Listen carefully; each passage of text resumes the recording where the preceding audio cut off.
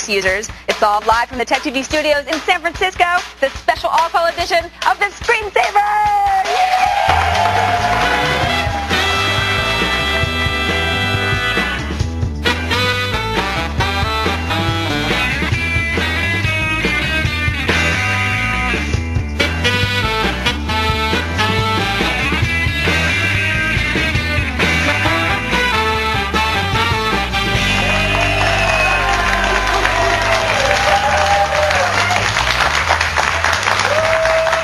Ladies and gentlemen, and welcome to the Screensavers. I'm Patrick Norton. And I'm Kevin Rose. Thanks for joining us on the Screensavers. This is the show that keeps you in close touch with the coolest stuff happening in the world of technology. And this is a very special way to keep in touch with technology today because it's an all-call edition of the show. We're going to answer your tech questions, and we're also going to identify and answer, Sarah actually is answering some of your most frequently asked questions about computers, the internet, technology, personal stuff too, like why you wear a kilt. Yeah. Or answer that. Whether or not you wear silk boxers. That's true. I do like the silk boxers.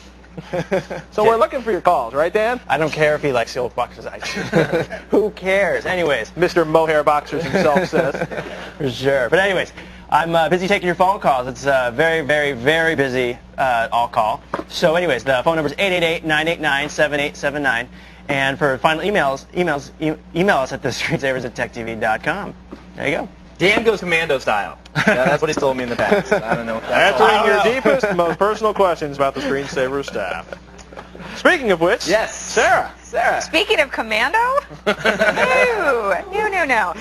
Well, it's time for a daily rant. There's been a lot of viewer speculation on the subject, and today we're finally going to uncover what you both think about the Windows empire and its competition. Are you fellas ready for the topic? Yes, we are. Okay, then here it is. Can Apple ever topple Microsoft? I don't even think this is the right question. It's not can Apple topple Microsoft. Can Apple rise from its paltry 3% market share to beat up Microsoft? It's whether or not open source is going to take over the rest of the world, whether or not Linux and Linux derivatives or BFC or whatever it is, or FreeBSD or OpenBSD or any of the Linux variants are going to become so popular in every other continent in the world that it eventually is going to, just close back in on the United States. I think, Apple, it's okay. It's a great product, solid product, but I think it's like Linux and the other open source or free software variants might take out Microsoft. You don't see Apple as a contender in this space? I mean, you don't think they could possibly come up with a product? I think of Apple like I think of Ferrari. You know what I mean? It's a boutique. They make money, they make beautiful things, people like them, but it's still, it would be great if they had more affordable computers. Right. It would be great if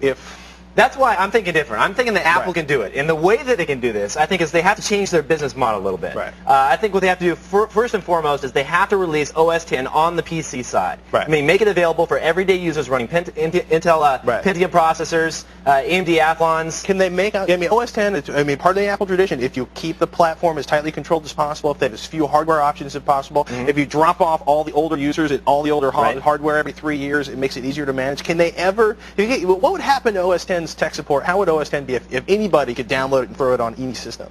Well, that's a good question. I think they would have to start off and say that this is a list of different devices that we support. They'd have to start off with their own little base model saying, we support this range of motherboards. We support these types of video cards. Of course, the most popular in the market, they'd want to partner up with ATI and NVIDIA and things of that nature. But I think that is a big step. They get their graphics cards the same place all the Windows companies do. This is true. And also, another thing that they need to do is they need to attack Microsoft where they make the most money, and that's Microsoft Office. The majority of Microsoft's revenue, like 80% or 75%, comes from the Office suite, and they've already licensed or started to license OpenOffice. They're not saying what they're doing with it, but if Apple came out with an Office solution that was completely free, which to a certain point they already do because they own Claris, they own the original Apple Works, and that's available. Exactly. Well, I'm saying if they released it for the PC side of things, I mean, iTunes has been tremendously popular on the Windows platform. Sure. They need to start creating more x86 compatible applications and start wooing people over to their products. I see. It'd be amazing to see what would happen if Apple opened it up and made it, the x86 processors on the Pentium 4s and the AMD Athlons, all that stuff. That would be really interesting. That would help them a lot. But I still think, Apple prices versus free software, because all that Office revenue, that's not coming from end users. That's coming from big giant companies. Exactly. And those are the people that got to change their mind. That's true. I want to ask the audience. Is it possible we can ask the audience by a show of hands just to see if Apple did decide to port OS X over to the PC? Let's say you can run this on a Pentium processor or an AMD Athlon. How many people would run OS X on their PC? Is there anybody in the audience? We got one. I love OS X. And that's at a 1, 2, 3, 4, 5, 6. That's up to 20% of the market. There we go. 20%. We're growing. I do it. Dan, you do it, right? OS X? Yeah, Dan would do it. Yeah. For sure. He's in. Because then you could dual boot. Because then you dual boot between Yoshi, OS you 10 in? and Windows XP. Yoshi's in OS 10. Now, dual boots. What if Far Cry is never released on OS 10? Yeah, see, that's now you true. slid in the dual boot. That's the problem. That's the problem is the games. But Sarah, we'll see. An outstanding question. Why, thank you, fellas. You have a good all-call show. We will. Good. Blake joins us on the G4 Tech TV NetCam network from, is that Stoughton, Wisconsin, Blake? That'd be Stoughton. Stoughton, Wisconsin. Stoughton, Wisconsin. Wow. What's up, Blake? Well, we just picked up a new computer, and it has a DVD burner built in, and none of the documentation that came with the computer said what format of DVDs to use to burn in there. So I was wondering how I could find that out. Interesting. So is it a dash R, a plus R, a plus minus R? Well, one thing you can do, I don't know if you've tried this out, is that you can go to My Computer here. Let's just double-click it. And find your drive, and you'll notice that your drive probably says something like this, DD/CDRW drive. You choose Properties on that. Right-click, Choose Properties. It's going to come up with this dialog box. Click on Hardware, and normally in the hardware here, the device will have a little ID. This is a Philips DVD plus RW drive. Have you tried that out yet? No, I haven't looked at that.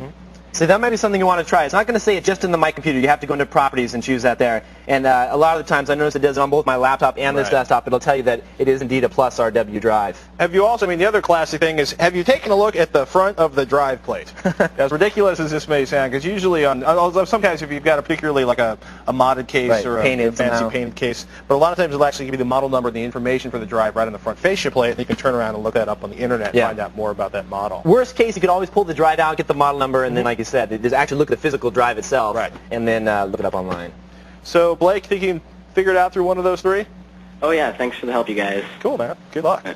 Thank you. And do we have the fabulous Tech TV T-shirt? Screensavers. Actually, we should say G4 Tech TV Screensavers T-shirt. There it is. You get one because you called on a netcam, as will every netcam caller on the show. Right now, though, we got Sarah with our first most frequently asked question. Number one. That's right. One of the questions we get most often here at the Screensavers is, what does RPM mean in reference to hard drives? We'll have that answer right after the break, along with our next caller, Robert, who wants XP to recognize his 98 partition. And later, Alex wants to unlock his Xbox hard drive. Find out why after these messages.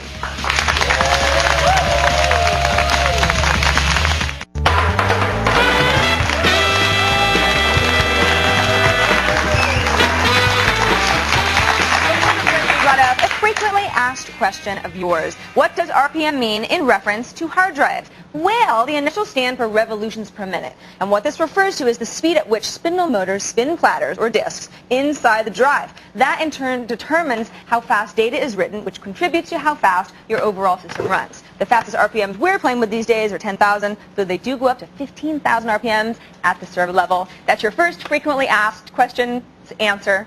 Back to you guys. Finger. Well, keep talking like that all day long. That's what I'm saying. Wow! Take it inside. This is getting unseemly. You two take this somewhere else. Alex! How are you, Alex? Oh, I'm fine. Where are you calling from, Alex? Laurel, Maryland.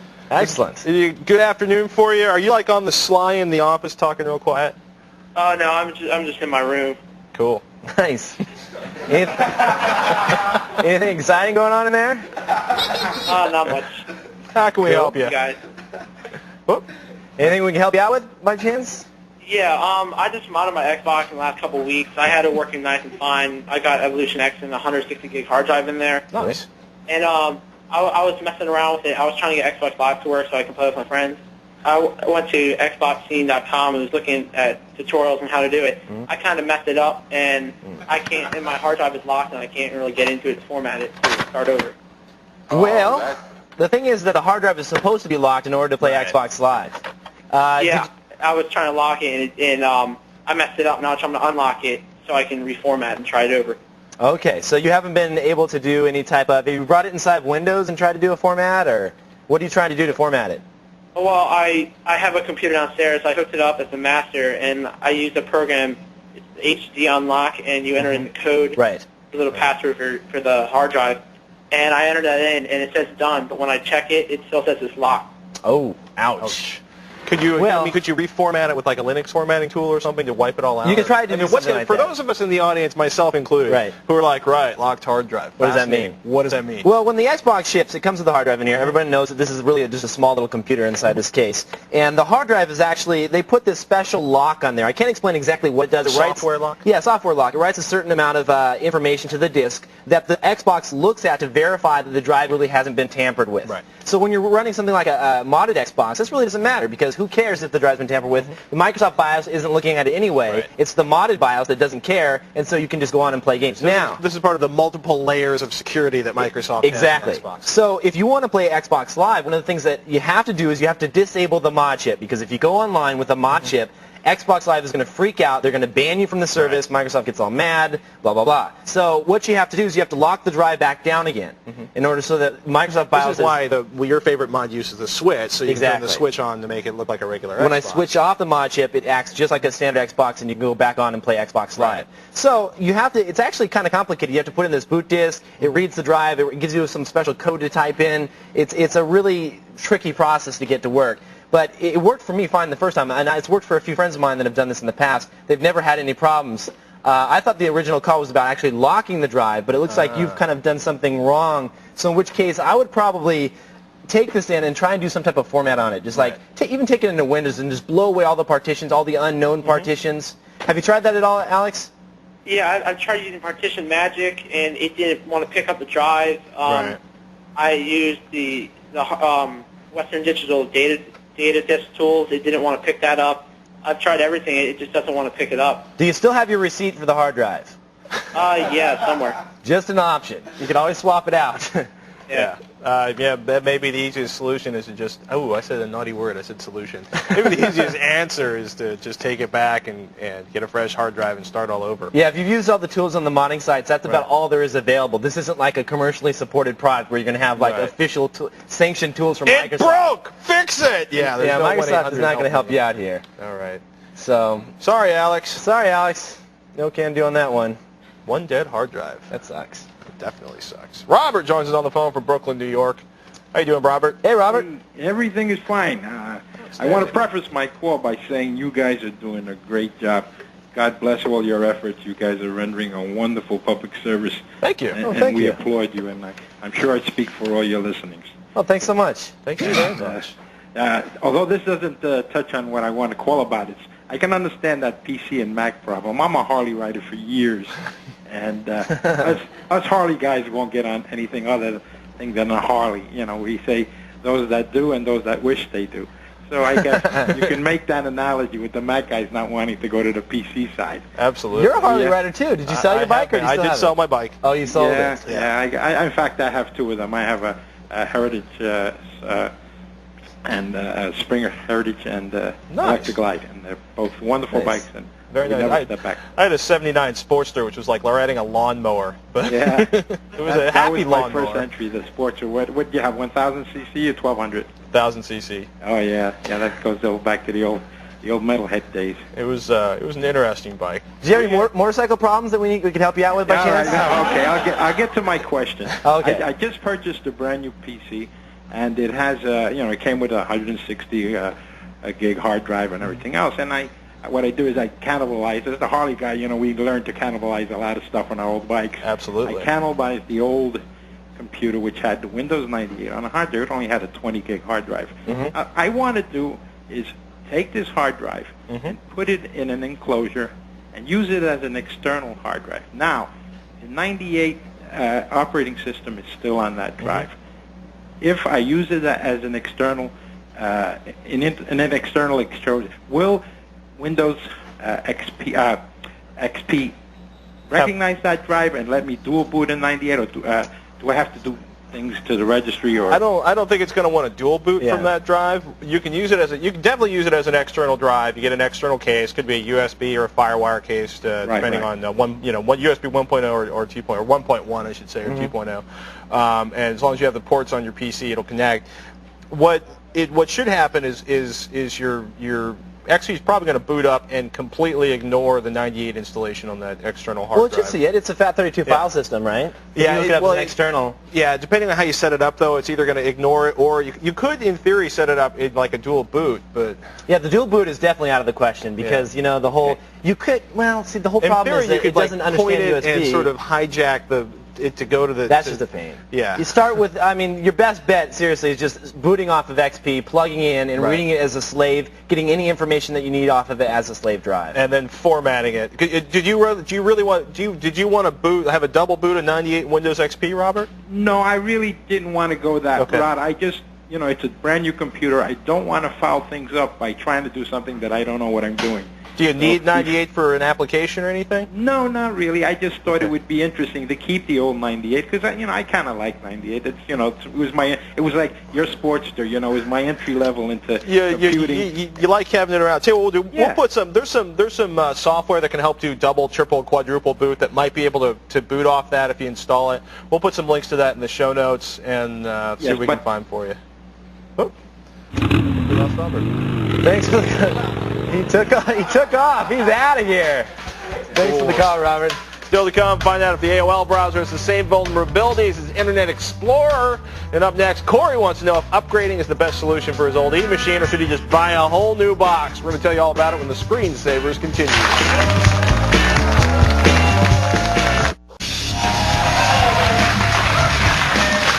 It's the call edition of the Screensavers. Who's on the phone? Can you hear us, ladies and gentlemen? Hello. Hello. Who's there? This is Corey from Kennewick, Washington. Hey, Corey. How you doing tonight? Excellent. How are you guys? Outstanding. How can we help you this evening? I've got a 1.5-year-old E-machine 1.8 Celeron. It's been a great machine, but it's time to upgrade. Don't play much games. Okay. But I would like an AGP slot for like a all-in-wonder for a DVR. Okay. You want an all-in-wonder to do video capture and stuff? Yes. Can I make a suggestion? Sure. Spend less money on something that doesn't combine your video capture tool with a graphics card. You'll get better video capture. You'll spend less money, and you won't spend a lot of money on a graphics card you don't need. Okay. All right. So would you suggest upgrading a steam machine or scrapping it and starting fresh? You're probably going to have to buy a new motherboard. Yeah. Make it easier just to start over, so that way you're getting a good motherboard, good chip, good power supply. Like your Norton 500 is a good example to start it's from. A classic. If we take a look at you've heard us talk about PriceWatch.com, right, Corey? Yes. So we're going to click here on CPUs, and if you kind of nose around here, there's a reason we love AMD Athlon chips. You get a tremendous amount of power for not much money. AMD Athlon XP 3200, something around like a 2600 or 2800 is going to give you a huge boost in performance. Only going to cost you about $124. That 2800 is what they call it's like their equivalent to a Pentium 4 performance number. And if you take a look over here, let's go to Pentium 4 2.8. Over here on the left, it's the prices are getting a little closer, but you're still going to spend a little bit more. Anything around a 2.5, 2.8, 3 gigahertz processor, it's a great place to go. We go with AMD Athlon. If it's not doing much gaming, you might be able to step down the processor to save a little money. Well, he wants to do video editing. True. You know what I mean? Right, that's processors intensive. Yeah, that you want memory. Yeah, as much memory as possible. As much memory as you can afford to put in there. Boy, probably the NVIDIA chipset for the motherboard. Pretty good with the AMD chip and get a little better value there.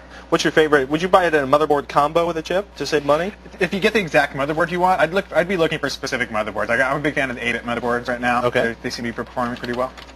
So do Athlon 64 or Athlon XP? If you're going, if you want to spring a little more, I'd go for the 64. But to save the money, I'd go for the XP, like the 3000 plus or something. Okay. Just out of curiosity, Corey, do you know how big the power supply is in that E-machine? No, I don't. I'm guessing 400 or 500. I would, rather than guess, I'd probably double check and take a look at the power supply itself. I'd make sure it's a regular ATX power supply that'll fit in there. But probably Athlon XP processor, at least a half gigabyte of RAM. I try to go up to a full gig, especially with video editing. You're going to have some big files open. Yeah. Are you planning on doing a lot of video editing, Corey, or is this sort of a beginning hobby? Beginning, mostly recording like movies, things like that, off cable. Okay.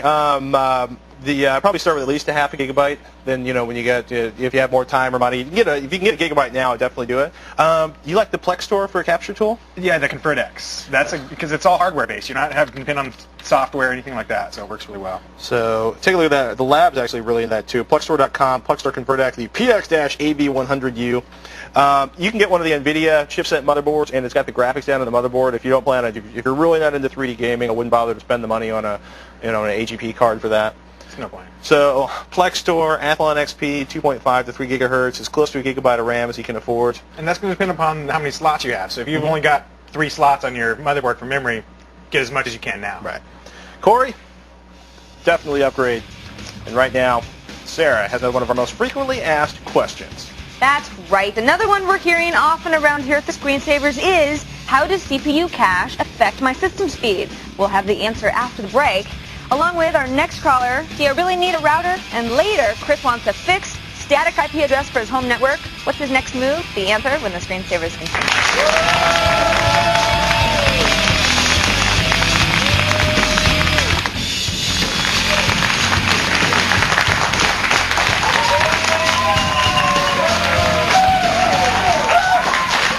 Now it's time for Sarah to answer our frequently asked question.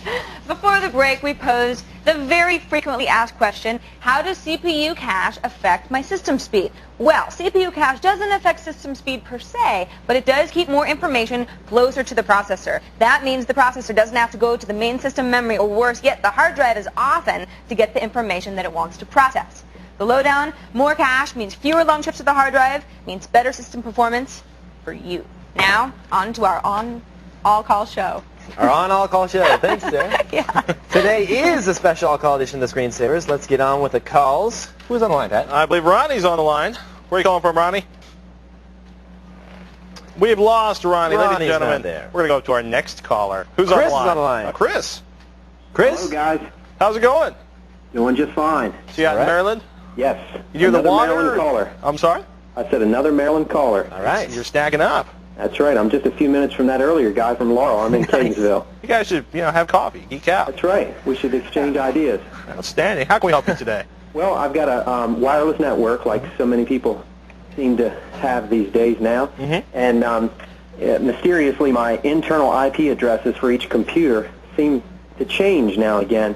And it's driving my zone alarm nuts because, of course, I have, trusted sites, trusted IP set up with my zone alarm, and I like to be able to exchange files between computers within the network. And so I don't know how to set up a static, I guess it's called a static IP address. Essentially, are you running like a Linksys router or something like that? It's a D-Link router, yeah. Okay.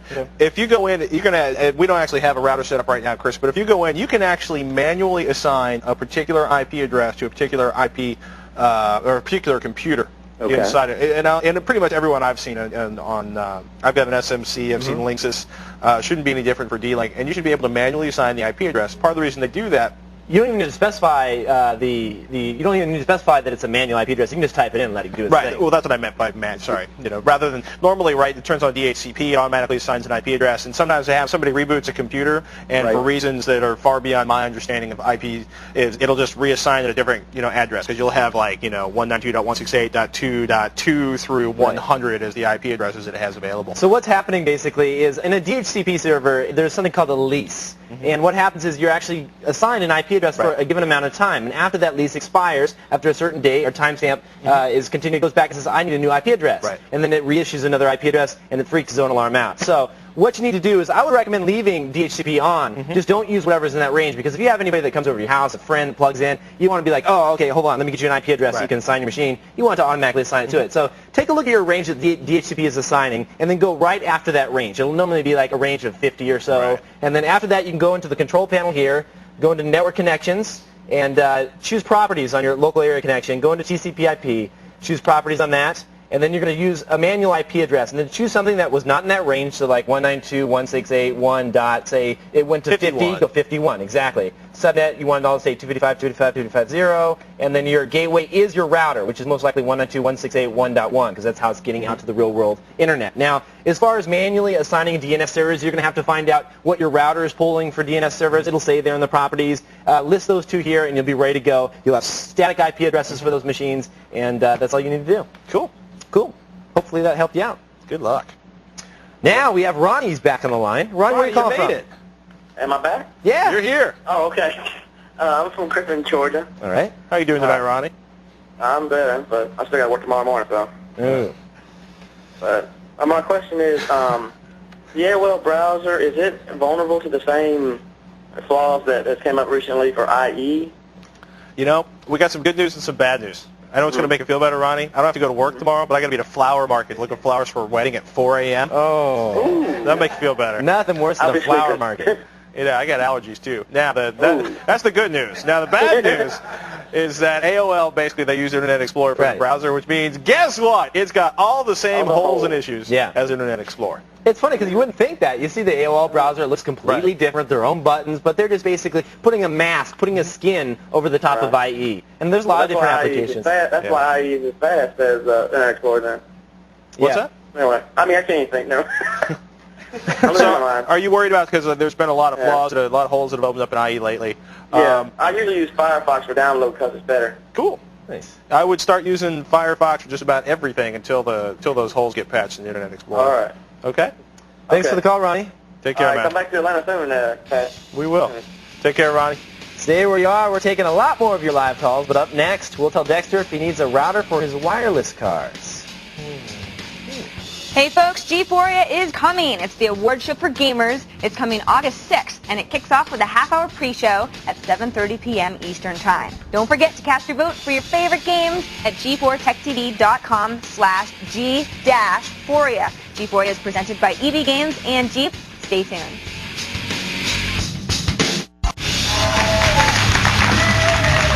Clint joins us on the phone from Sebastopol, Mississippi. I was going to say California because we got a Sebastopol nearby, Clint. Clint? Hi. I was wondering, what are the advantages of having Firefox instead of Internet Explorer? Well, Firefox versus IE.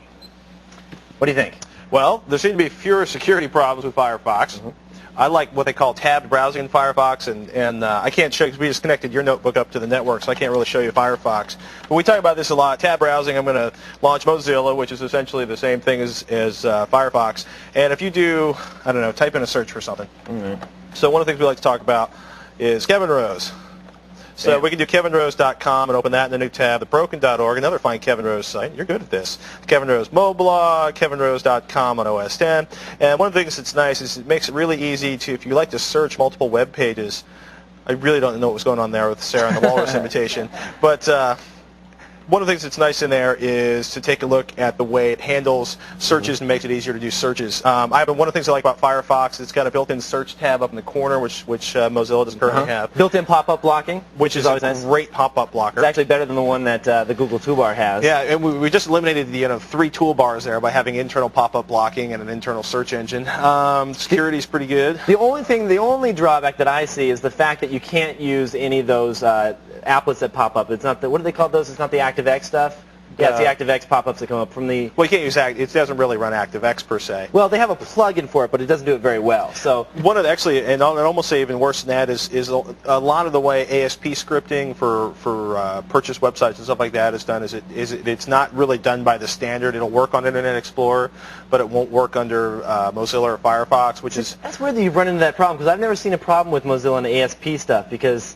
I was thought that, because it's the ASP, it just renders it on the server side, and it's delivering the HTML. It's all in how the HTML is formated. I'll start keeping a list. It's a little funky. It's a little funky, but I've run into it. It's probably like maybe, 1 out of every 50 websites I go to, but it happens. But you know what the funny thing is that Firefox and Mozilla, they stick to the specifications. Exactly. So you're getting a true, the way it should be. IE is the one that varies from the specification. Then you start seeing really funky alignment of images and things like that. I got this really annoyed email from one of the Mozilla coders. It's like, you don't understand. It's not our fault. And I'm like, he's like, you should promote our browser. I'm like, I do, like every day. Get off my back. We like it just because they seem to be trying a lot harder, Jonathan. There's some of the stuff that we just talked about that's in Firefox. It's going to show up in the version of Internet Explorer that comes out with Service Pack 2 for Windows XP. But I'm still going to run Firefox. There's a lot of great plugins. There's like 140 some different plugins. Extensions is what they call them. They add all sorts of functionality that you would never see in Internet Explorer. It's it's free. Why not download and install it? Just run them side by side. Try it. Give it a try. Right now, Jonathan joins us on the phone. Oh, Eric. I'm sorry. Eric joins us on the phone. Eric, we got all callers coming from all different directions. Eric. Oh. Hey. How's it going? Good. How are you? Good. Excellent. How can we help you today? All right. I was wondering if I just bought a wireless PCI and C adapter for my laptop and PC, and I was wondering if I need like a router or a hub between them for them to talk to each other. What are you going to connect a notebook and a desktop? Eric? Yeah. Okay, sorry, your voice kind of faded out on our little earphone thingies. Are you going to share an internet connection between the two? I have the proxy, proxy server, but yeah, so I just want to share an internet connection between the two, but I have a satellite connection, so I can't use a router. Okay, what you can do is you could, if you've got that external box for the satellite connection that you connect into, what you could do is you could connect like a wireless access point off of that, or you can just turn internet connection sharing on inside of Windows, and you'll basically use your satellite connection. It'll go into Windows, and then Windows XP will essentially or Windows 98 will essentially become your router. Do you know where internet connection sharing is, Eric? Yeah, but I'm using a proxy program, proxy exe or whatever. And it's a USB. It doesn't have Ethernet. So I can't use a router. So I'm just using that as one. What I'm saying, Eric, is you don't need a router. If you got a wireless card in the desktop, and you got a wireless card in your notebook, what you're going to do is you're going to tell Windows XP what it's going to do is it's going to take your USB connection, that's its source of internet, and then it's going to use internet connection sharing, which is built into Windows XP. And it's going to use that connection. It's basically going to take the USB connection from the satellite, and it's going to share it over your wireless connection to the notebook. Okay? I think we've lost Eric's connection. Eric? Oh, well. Well, we can show them how to do it real quick. Here I have a wireless card set up. This is my laptop. I'm going to go on View Available Wireless Networks. If you click on Advanced here, and then what we're going to do is go on another Advanced tab here in the lower right-hand corner of your wireless connection, and it's going to say Computer to Computer Ad Hoc Networks. Now that's going to connect his laptop to his desktop that has internet connection sharing. I have a question for you. If you use internet connection sharing, won't this actually see the Windows XP system running internet connection sharing? Won't it see that as an infrastructure point rather than having to do an ad hoc network? So you're saying like that would actually make that the wireless access point? I don't think so. I think because you're connecting two wireless cards and not an access point, so I think you have to do the ad hoc. It would be something worth playing around with, but between you may have to set up an ad hoc network, but using internet connection sharing, you can use that to share your satellite connection with your other notebook. It sounded like he was going wired right into his desktop, and then he can put another wireless card he said he's got a satellite system. Yeah. The satellite system has a USB connection to a Windows desktop. Tricky. That's a tricky setup. Yeah, it's a pain. That's the thing about those satellite. They limit you to that USB, and they get all funky. Hopefully that helped you out, though. You know, give it time, you'll be able to figure it out, Eric. Here is Sarah with another one of our most frequently asked questions. That's right, and this actually might be the most frequently asked question ever. The question, how did Dan get the nickname Foo? Now, there are many theories floating around the internet, but we'll have the real, honest, true story after the break, along with, of course, more of your live calls after these messages.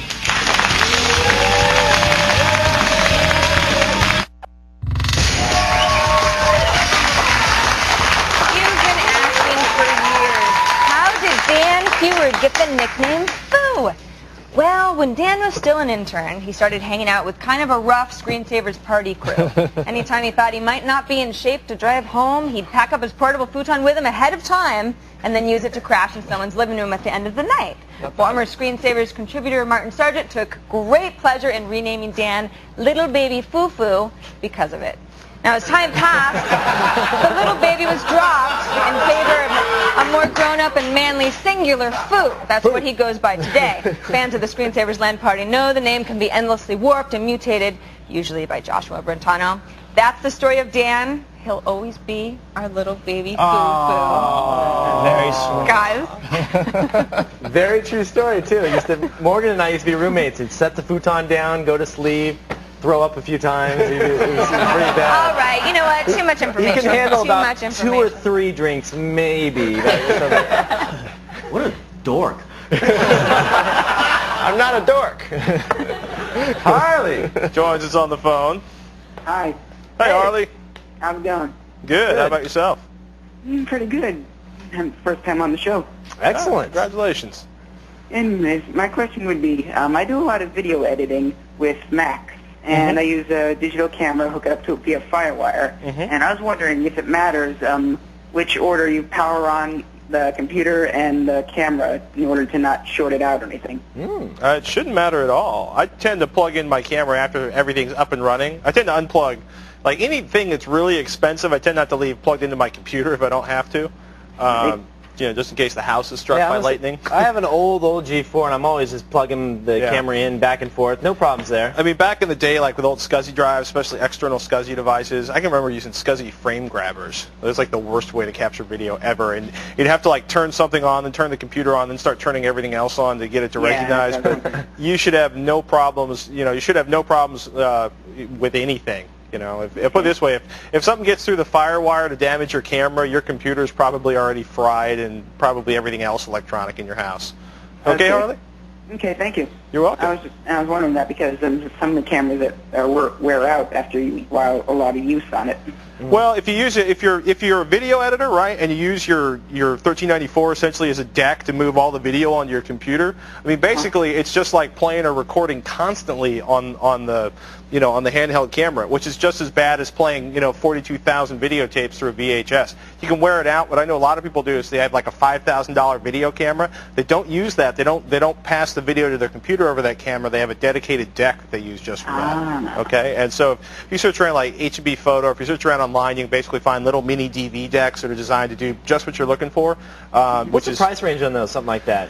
See, anywhere from a few hundred to a few thousand. Yeah. It's like anything else. You can spend as much as you want. The other, another trick for that is to get a very low cost, like a $300, $500 mini DV camera, and just use that to transfer your video. As long as you keep the heads clean, it should be okay. Okay, thank you very much. You're very welcome.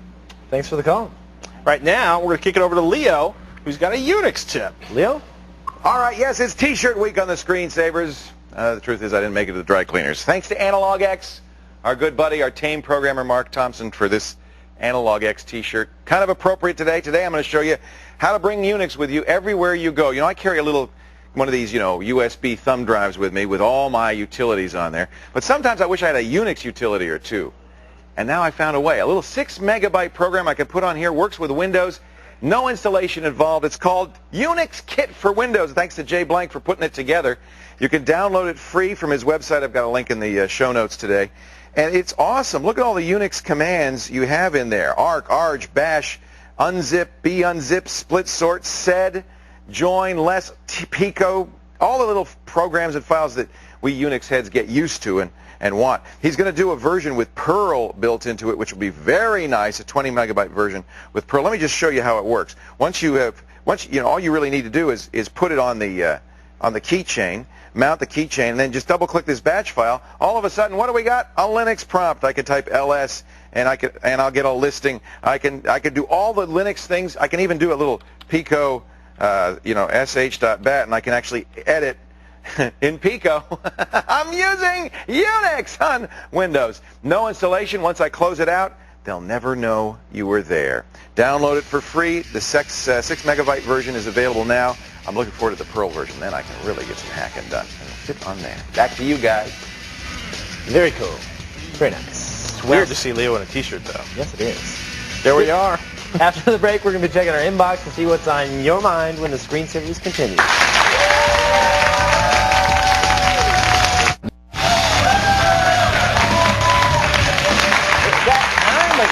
Sarah, what's in the email pile? Let's open up the email bag. Ryan from Huntington Beach is our first emailer. He says, hello, I just recently purchased a new iMac and was wondering what software you would recommend to make backup copies of my DVD. I understand that DVD Shrink and Narrow are not currently available for the Mac. They are not. That is for the PC side of it. You're not watching the show regularly, guy. A few weeks ago, we did a dark tip on it. Because we had so many people that were running in, because we've done the PC side of things several times. I put an article up. Go to kevinrose.com. On the left-hand side, you'll see a Dark Tips archive. Click on that, and it'll show you how to both rip DVDs with Mac and PC. I listed all the software, links to download, all that good stuff. And it's all free. Yes, indeed. We like that. Sarah? Next one from Christy in San Diego. She says, short but sweet, Serial ATA or SCSI, which will win in a speed competition? Ooh. I don't think it matters because, either one of them has more bandwidth than you can fill with a drive. SCSI is expensive. It requires bigger cables, and it's going to be more expensive drives, too. I say go for the cheaper hard drives and get just as good a performance out of the Serial ATA. Definitely. I mean, theoretically, if you're doing, RAID level 5 for a server environment, hey, SCSI is your choice, but for everybody else on the planet, for using desktop, Serial ATA. Yep. Next one from David Carlton. Don't know where he lives. He says, first of all, I have a good name for Dan. Dan the Kung Fu Fighter Heward. That's great. We've never even thought of that. Second, I'm wanting to see if it's possible to have Linux inside of Windows. I was told that virtual PC software isn't made anymore. Any ideas? There's a few different ways. I mean, VMware we've shown on the show before where you can actually run it inside of Windows. Also, you like that bootable distro. Like Knoppix would be a good bootable distro. That won't run, you can't run Windows and Knoppix at the same time, but you can load Knoppix. It boots off a CD-ROM. It'll run on your Windows machine without installing anything on that hard drive. That's always nice, because for the newbies, they don't want to install, mess with partitions. It's so nice to just be able to eject it, and you're done with Linux. It's not on your hard drive anymore. Yeah, it's a good one. Yeah. Okay, next one from Jay in LaGrange, Kentucky. Hello, Jay. He says, on a previous show, Kevin mentioned CD burning being a problem under Linux and specifically mentioned XCD roast on the air. There's actually a much better alternative, and it's widely hailed as the best CD, now DVD burning software on Linux. A few saying it's the best ever.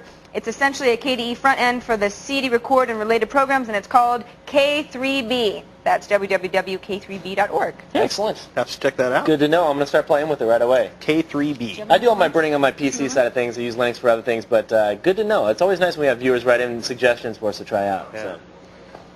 So. Next one. Okay, this one's from Rich here in San Francisco. Hello, Rich. He says, Dear Screensavers, I use rabbit ears to watch TV for free.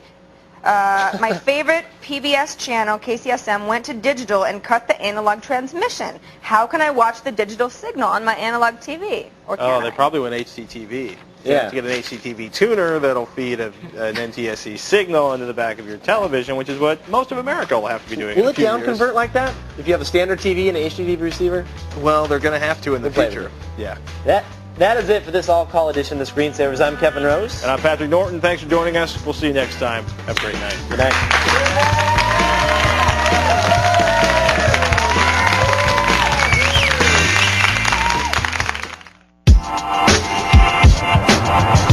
Next on G4 Tech TV. Cheat, followed by Players at 8:30 and Filter at 9.